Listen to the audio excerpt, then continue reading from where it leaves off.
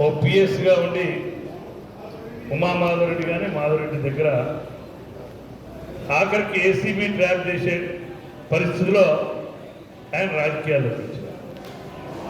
2 సార్లు ప్రజలు మోసపోయినారు. ఈరోజు నిన్న గెలిచిన పల్లా రాజశేఖర రెడ్డి ఎమ్మెల్సీ అనే దాన్ని ఇవాళ పత్రికల్లో ఉంది.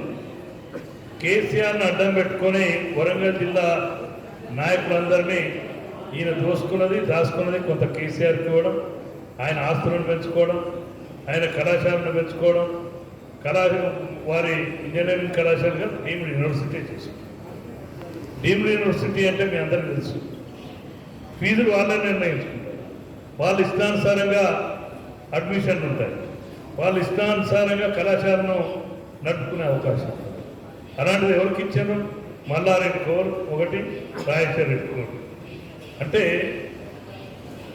ఇవాళ ప్రేమేందర్ రెడ్డి గెలిస్తే ఈరోజు నిరుద్యోగ సమస్య గురించి కానీ, నిరుద్యోగ సమస్య మీద ఎజిటేషన్ చేసింది బీజేపీ, టీఆర్ఎస్ ఉన్నప్పుడు.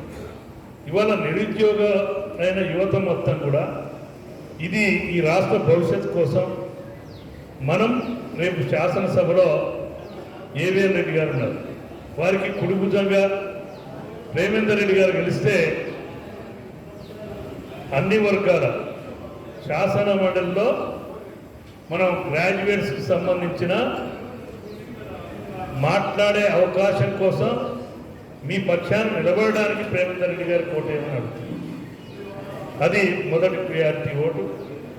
అందుకే ఈరోజు సమస్యలు ఉన్నాయి. ఇంక మాట్లాడాలంటే చాలామంది డిఎస్సి గురించి కానీ ఏం జరిగింది గతంలో, ఇప్పుడు ఏం జరుగుతుంది అనేది కూడా మీ అందరికీ తెలుసు. అందులోకి వెళ్లకుండా 7 రోజుల సమయం ఉంది. మీ అందరూ కూడా మన దేశ